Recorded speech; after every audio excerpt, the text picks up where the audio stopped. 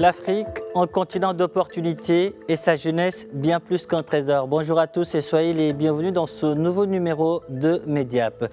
Cette semaine, nous allons partir au Sénégal. Le pays de la Teranga veut s'imposer dans le monde du gaming. Sur place, on y compte près de 2 millions de joueurs, en majorité des jeunes, un marché à fort potentiel pour l'industrie des jeux vidéo. Il est estimé à 49 milliards de francs CFA, près de 75 millions d'euros, l'équivalent de 9 hôpitaux d'enfants comme celui de Diamniadio. L'e-sport sur place se professionnalise avec plusieurs titres remportés par le club Solo e-sport fondé par Baba Djoum. Baba Djoum, une valeur sûre du gaming dans le pays. Justement, Baba Djoum est notre invité aujourd'hui. Il est en direct de Dakar avec nous. Baba Djoum, bonjour et merci d'avoir accepté notre invitation. Bonjour Pape Cher, c'est un honneur de participer à cette émission. Alors, Baba Djoum, avant d'en venir à vos différentes casquettes visant à, on va dire, démocratiser et développer le gaming au Sénégal, parlons d'abord de votre passion pour les jeux vidéo. Vous avez commencé à toucher à la manette à l'âge de 7 ans. Comment est née cette passion pour le gaming? Ma passion a vu le jour depuis mes 7 ans déjà. Et je me rappelle encore une fois, à l'époque, j'allais dans les salles de jeu pour récupérer mon frère. Donc, j'étais un grand fan de mon grand frère, qui était un grand passionné de jeux vidéo. Donc, on parle des années 95, 96, 97. Donc, ma mère m'a envoyé dans les salles de jeu des Parcelles Assainies pour le récupérer. Et il s'avère qu'il était très fort parce qu'il arrivait quand même à battre pas mal de joueurs. Et c'est là que moi, je suis rentré en contact avec cet objet fascinant, cette technologie-là. À l'époque, il y avait plusieurs consoles, donc on parlait encore de la Dreamcast, de la Sega, de la Nintendo, etc. Et de fil en aiguille, en fait, au départ, j'allais le récupérer et finalement, on y allait ensemble. Donc, c'est comme ça que la passion, en tout cas, a pris feu, plein feu, en tout cas, à l'intérieur de moi-même. Et comme ça que j'ai continué à jouer jusqu'à pouvoir, en tout cas, lancer l'association. À l'époque, le gaming, on va dire l'e-sport aussi n'était pas assez structuré. Chemin faisant, vous vous êtes dit non, notre pays a aussi son mot à dire dans cette discipline. De là, justement, vous est venue l'idée de lancer Sen Games, une association de gamers. Quelle est la petite histoire qui se cache derrière la création de cette association qui, on va le dire, faisait office de fédération? Alors, Sen Games a vu le jour en 2010. Au départ, il y avait des premières discussions avec un ami qui s'appelle Babacar Gassama.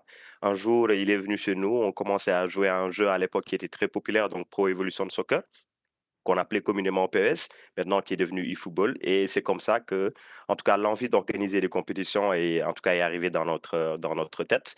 Et on a commencé à prendre une carte du Sénégal, une carte de Dakar, et en essayant de pouvoir, en tout cas, cocher certaines, on va dire, certains quartiers pour se dire, et si jamais on essayait forcément de lancer des tournois. Donc, c'est là où on a commencé à germer l'idée de créer l'association Sen Games. De fil en aiguille, on a commencé à, en tout cas, créer un staff, donc discuter avec d'autres personnes. Au départ, c'était assez lunaire comme idée, donc les gens n'y croyaient pas trop. Je me rappelle encore, on avait fait des t-shirts avec Sen Games, le tout premier logo. On était parti dans des salles de jeu pour leur parler d'un tournoi. Par certains n'y croyaient pas, absolument.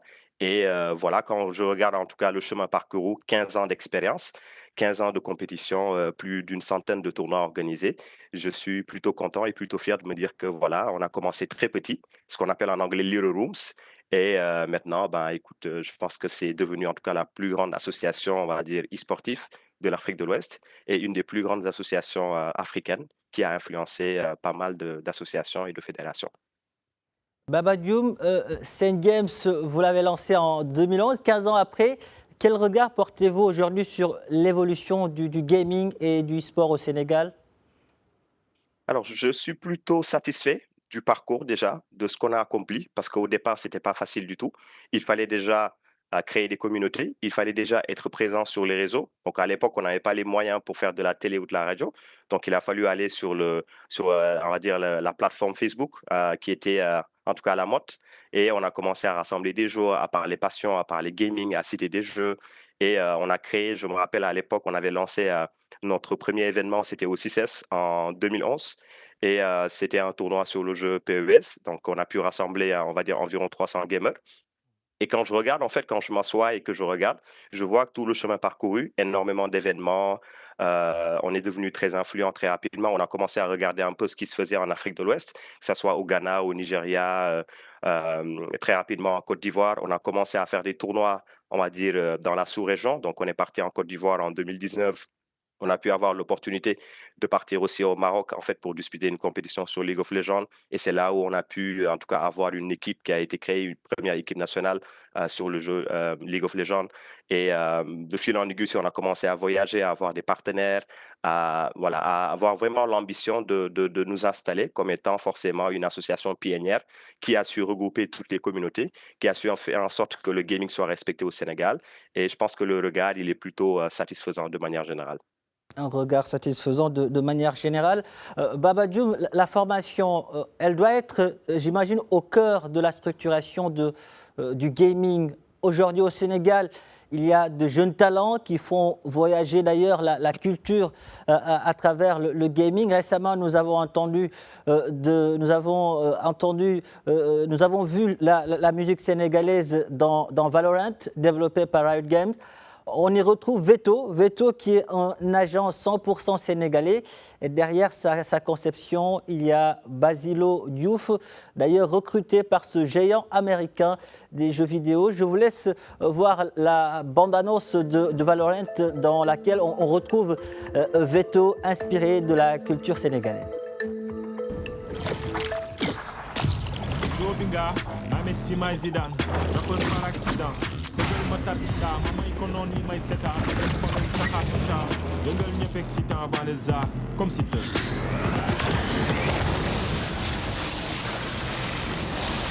Musique tax ma tabax studio rappeur yi lay dulli musique tax ma dawal auto di yab sa gel guddi musique tax ma tukki ñëwaat nga naan desul bukki rap gaal seen comme seetu gumba ku mel gisoo sa bopp wanda ànd ak sa doom may kon dandoo sa doom jeunes yi may seen idole li may yëngal c'est bon big up to the maker. Alors Baba Dioum, qu'est-ce que cela vous fait de voir de jeunes talents sénégalais porter, on va dire, haut les couleurs du pays de la Teranga dans l'industrie du gaming? Alors, a priori, quand j'ai regardé la bande-annonce, j'étais très choqué, très ému, très content de voir que enfin on a un agent sénégalais et enfin on a un personnage sénégalais développé par un éditeur, un géant, Riot Games qui est connu pour League of Legends, mais également Valorant qui est en train de prendre du terrain parce que la spécificité, on va dire, de Riot Games, c'est de faire des jeux free-to-play, donc qui sont gratuits, que les gens peuvent télécharger et qui proposent du contenu additionnel que les gens peuvent télécharger au fur et à mesure ou même acheter. Donc, franchement, on était très contents, en tout cas au niveau de l'association. Et par la suite, j'ai eu envie d'écrire un article. J'ai rédigé un article pour parler un peu de, on va dire, de la relation entre la musique sénégalaise et les jeux vidéo, parce que ce n'était pas la première fois qu'on entendait une musique sénégalaise dans un jeu vidéo. Donc, à l'époque, déjà, il y avait Baaba Maal qui avait, on va dire, travaillé sur la bande originale d'un jeu qui s'appelle Far Cry 2, qui est développé par Ubisoft. Après, il y a eu IS 814 qui avait également posé sa voix sur le jeu Forza. Donc, il y a aussi Doudou Rose aussi qui avait, en tout cas, fait des percussions, donc des sonorités, en fait, pour le jeu Need for Speed. Donc, c'est vraiment une fierté de pouvoir voir, en tout cas, de nouveaux artistes comme One Lyrical ou encore comme Nyx qui a également posé sur le gameplay donc, de Veto. Donc, le gameplay, c'est la jouabilité du personnage. Très content. Et j'ai été d'autant plus content de savoir que c'était Basulo, donc qui est un promotionnaire de l'Université Gaston Berger, l'université où moi j'ai fait ma formation. Donc, on a fait la même section, la section communication. Et franchement, c'était un plaisir de pouvoir échanger avec lui, de savoir qu'il a contribué vivement, en tout cas, à la création, en tout cas, de ce magnifique agent. En tout cas, aujourd'hui, votre association, je vous le rappelle, elle est par ailleurs l'initiatrice de Solo eSport qui réunit des joueurs représentant le Sénégal dans les principales compétitions de jeux vidéo. Il y a FIFA, Tekken, Mortal Kombat, League of Legends, etc. Qu'est-ce qui fait la particularité de ce club d'eSport? Je pense qu'on a voulu faire différent quand on a lancé Solo. Déjà, on l'a appelé Solo alors que l'idée, c'était vraiment d'y aller en groupe. Donc, c'était vraiment une petite boutade, en fait, pour montrer qu'on est là vraiment pour casser les codes, donc être un peu un club e-sport disruptif de manière générale. Et au fur et en aiguille, on a décidé de recruter des joueurs professionnels, de les accompagner, de les encadrer, les donner les moyens de pouvoir performer à l'international, parce qu'on s'est dit qu'il y a eu plusieurs clubs qui ont été créés en Afrique, que ce soit au Maroc, en Égypte, en Afrique du Sud, etc. Mais il n'y a jamais eu vraiment un club qui était stand-out, donc qui sortait vraiment du lot et qui avait, on va dire, la capacité de pouvoir remporter les tournois. Et ça, c'était vraiment une volonté. On va dire une ambition personnelle qu'on avait au niveau du staff. Et quand on a lancé le projet, tout de suite, on a commencé à mettre en avant en tout cas le fait qu'on est un club différent, on veut remporter les tournois, on veut poser l'Afrique sur la carte de l'e-sport parce que l'e-sport est un grand marché international. Il n'y a jamais eu vraiment de club professionnel africain qui a su tirer son épingle du jeu. Et il était temps de pouvoir en tout cas imposer cette marque, on va dire ce club en tant que tel. Après, derrière, on a voulu aussi faire en sorte que Solo soit un branding, que ce soit pas vraiment juste un simple club e-sport, mais vraiment une marque que les gens vont se souvenir. Et l'idée, c'était de lancer forcément une collection on va dire, de merchandising. Donc, tout ce qui est maillot, t-shirt, etc., en s'inspirant un peu des références, des symboles, on va dire, de l'Afrique pour pouvoir promouvoir tout cela. Et je pense que la mayonnaise a bien pris. Et forcément, les gens ont rejoint aujourd'hui. Je pense qu'on a une communauté de plus de 70 000 fans sur les réseaux sociaux qui soutiennent, qui encouragent et qui donnent de la force. Et vous avez pu aussi remporter pas mal de compétitions. Exactement. Aujourd'hui, Solo eSports, je pense qu'en global, c'est 16 compétitions, on va dire, non, c'est 14 compétitions remportées. En tout cas, sur, on va dire, une vingtaine participées, ce qui est déjà pas mal. Et dans les 14 qu'on a remportés, on a gagné 2 trophées, on va dire, internationaux.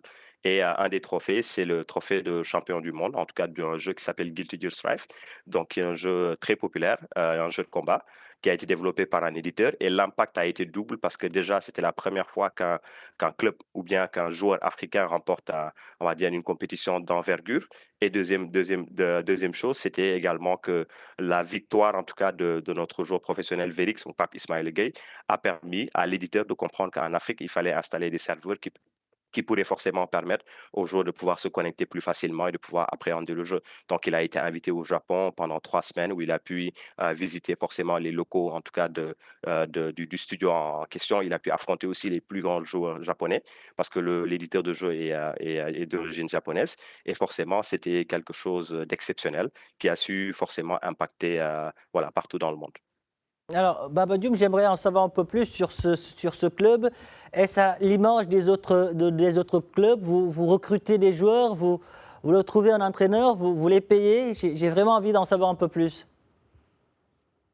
On fait un peu, je pense que c'est le modèle de Solo, c'est un modèle similaire à tous les clubs sportifs de manière générale. Donc, on recrute des joueurs, des fois, on engage des personnes qui font ce qu'on appelle du scouting en général. Donc, on va aller superviser des jeunes joueurs parce que le projet de base, c'était qu'on n'avait pas forcément les moyens de payer de gros salaires, de gros cachets pour pouvoir avoir des grands joueurs. Donc, l'idée, c'était vraiment de partir sur, en tout cas, recruter des petits joueurs, les former, leur créer des réseaux sociaux, les accompagner en tout cas proposer tout un staff qui va être en tout cas à leur chevet pour pouvoir les coacher, les accompagner, les orienter, les canaliser pour qu'ils puissent également prospérer, se développer et forcément revenir avec des résultats. Et je pense que ça a bien marché. De fil en aiguille, on a pu avoir une quinzaine de joueurs. Et dans les 15 joueurs, on a 5 joueurs qui sont rémunérés, donc qui reçoivent un salaire mensuel. Et après, les autres joueurs sont des joueurs forcément qui ne sont pas au Sénégal, qui sont à l'étranger, qui ont des profils étudiants, élèves. Donc, il fallait forcément les canaliser dans ce sens-là et les accompagner. Donc, aujourd'hui, on est présent sur plusieurs jeux, bien entendu. Euh, on peut dire qu'on a gagné pas mal de cash prize aussi dans ce qu'on appelle le gain quand on sort des compétitions et on a fait pratiquement le tour du monde pour pouvoir imposer notre marque, imposer on va dire, notre originalité et surtout faire en sorte que l'Afrique soit reconnue sur le plan mondial. Alors, Baba Dioum, quel est le profil des gamers? Certains pensent qu'ils ne font que jouer, mais c'est loin d'être le cas. C'est loin d'être le cas. Je pense que je suis le parfait exemple. Je suis à la tête forcément d'un club e-sport, mais je joue très très peu. J'imagine forcément il faut que les amis me tirent un peu pour les week-ends pour que je vienne jouer, on va dire 1 heure ou 2 heures maximum, parce que j'ai vraiment pas le temps. Je suis entre les partenariats, la partie administrative, le scouting et plein d'autres choses.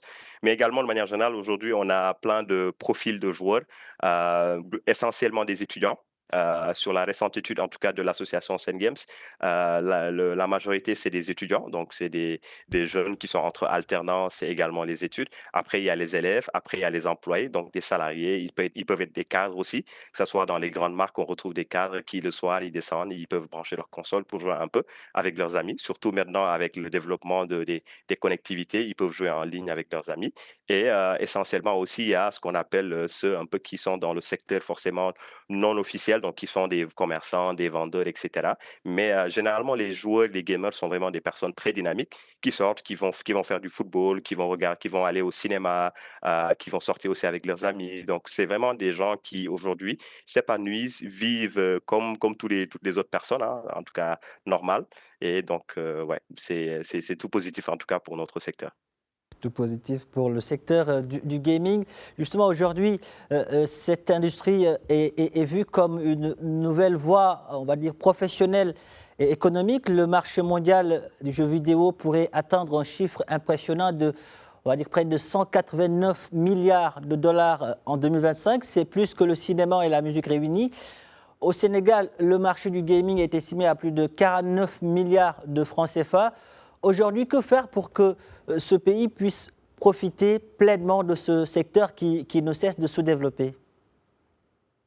Je pense qu'à notre niveau, on a beaucoup fait, en tout cas que ce soit au niveau de la sensibilisation, de la formation, des compétitions organisées, et surtout la médiatisation forcément en tout cas de ce secteur-là.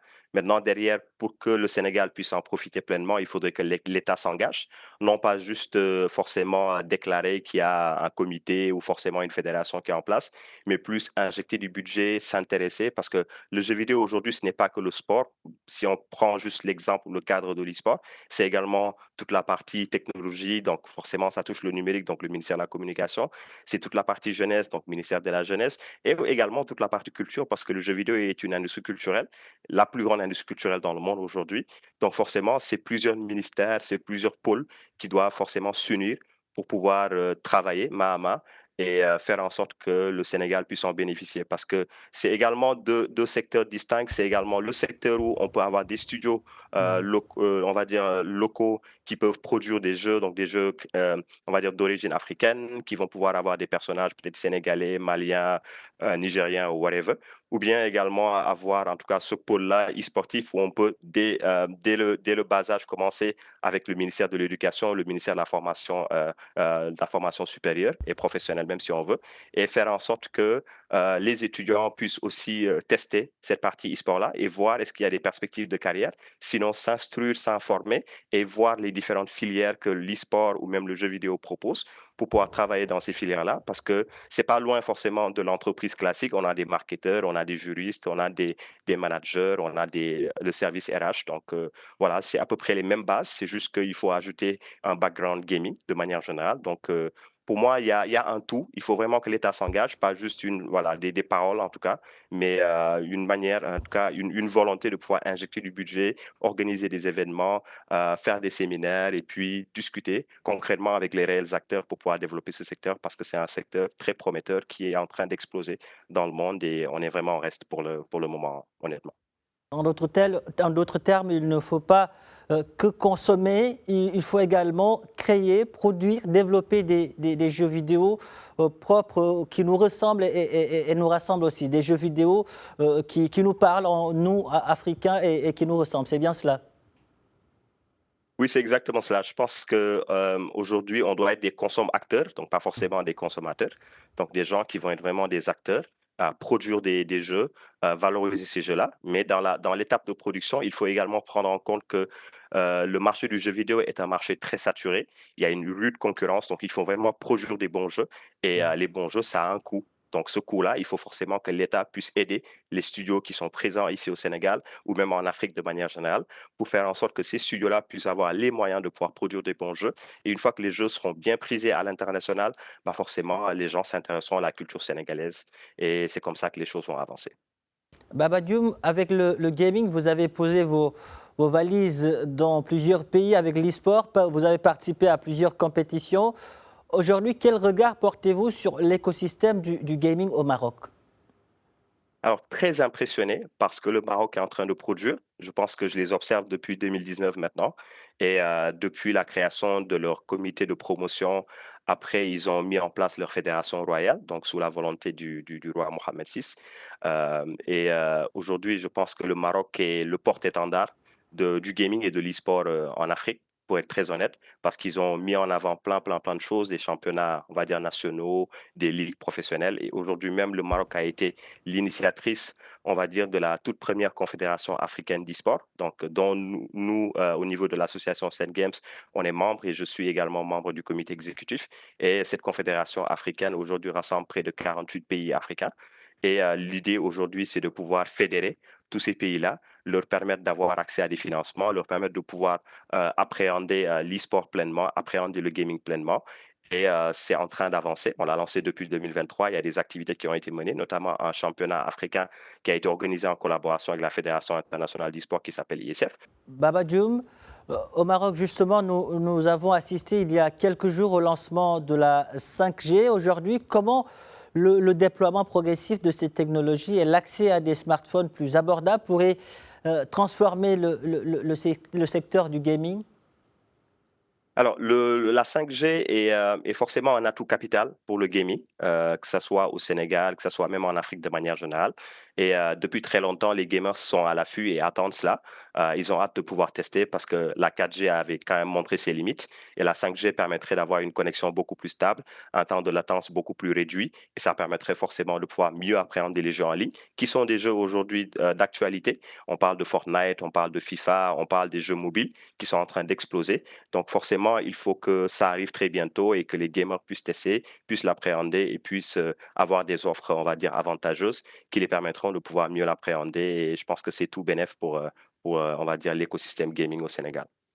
Et aujourd'hui, en matière d'industrie du gaming, de quelle Afrique rêvez-vous, Baba Dioum? D'une Afrique hyper connectée, d'une Afrique, quand je dis connectée, je fais référence vraiment à une connexion sur la partie gaming où tous les pays africains, tous les pays africains pourront jouer ensemble, pourront avoir accès à des serveurs et pourront forcément participer à toutes les compétitions internationales qui sont organisées parce qu'énormément de pays africains sont en reste. C'est très rare de voir, on va dire, 5 pays africains participer à une compétition internationale et ça a toujours été notre plaidoyer. On a toujours porté ce combat pendant des années. On a fait des sondages, on a fait des pétitions, on a fait plein de choses. On a utilisé nos voix à chaque fois qu'on se déplace à l'international pour, on va dire, promulguer et mettre en avant l'e-sport africain, mettre en avant le gaming africain et dire que l'Afrique ne doit pas être en reste et les éditeurs doivent en tout cas tout faire pour pouvoir considérer l'Afrique parce que nous sommes également des consommateurs de jeux, on achète des jeux, on télécharge des jeux, on joue en ligne également, on fait le maximum et les joueurs sont très nombreux, surtout dans le pôle e-sport et tout ce qui, le rêve en tout cas, les rêves les plus fous qu'ils ont, c'est de pouvoir avoir en tout cas cette opportunité de voyager et de faire des compétitions à l'international et pourquoi pas forcément de ramener des trophées parce qu'ils en sont capables. Vous l'avez dit, les joueurs sont nombreux dans ce secteur. Qu'en est-il des joueuses maintenant? Alors, c'est en train d'avancer. Nous, en 2022, on a mis en place une association féminine en collaboration avec, on va dire, l'Institut français de Dakar, donc, qui s'appelle Linger Gaming. Et l'idée, c'était vraiment de, on va dire, promouvoir l'e-sport au féminin, le gaming au féminin. C'est en train d'avancer progressivement. C'est encore très timide parce qu'il y a énormément de barrières sociales, on va dire, qui font que les gamers, on va dire, sont très timides, ne veulent pas trop se montrer, etc. Mais on se bat pour à chaque fois qu'on organise des événements, c'est généralement des événements mixtes ou sinon on organise des événements purement féminins avec forcément un gain à la clé ou des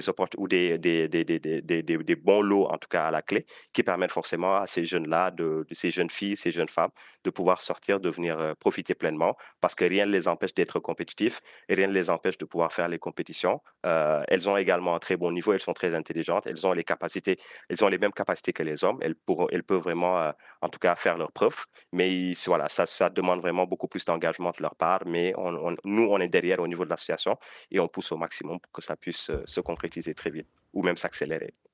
Baba Dioum, vous n'êtes pas développeur. Aujourd'hui, si vous aviez à développer un jeu vidéo, que serait-il pour l'Afrique? Je suis tenté de dire un jeu de lutte, mais c'est déjà fait, c'est en train de progresser. Il y a un jeu de lutte qui est en train en tout cas, de bien avancer, qui s'appelle Dordan, et on est très fiers de suivre un peu ça à travers le studio Amarenas, donc qui est en train de bosser dessus. Alors, je pense que les Africains, de manière générale, sont très fans de sport. Donc, c'est les jeux de sport qui sont les jeux les plus joués, notamment e-football mobile. Donc, j'imagine qu'un jeu de football sur la plage, un peu comme le concept de beach soccer, ce serait forcément un jeu qui peut marcher, qui peut être intéressant. Sinon, des jeux de combat, parce que c'est des jeux avec lesquels on a grandi. Les consoles chinoises, quand elles sont arrivées forcément en Afrique, qu'on appelait les bornes arcade, il y avait plein de jeux, des Street Fighter, des Mortal Kombat, des Tekken, etc. Et les gens les ont appréhendés très tôt. Donc pour moi, cette inspiration viendrait des jeux de combat et surtout des jeux de sport en général, notamment les jeux de football, etc. Ce serait ça. Baba Dioum, merci. Merci pour toutes ces précisions. Merci d'avoir répondu à nos questions. Le Sénégal est fier de vous, l'Afrique aussi. Merci. Merci beaucoup, Pape Cher, encore pour l'invitation et à très vite. Voilà qui referme ce numéro de Mediap. Merci de l'avoir suivi. Un grand merci aux équipes techniques et rédactionnelles ayant contribué à sa réalisation.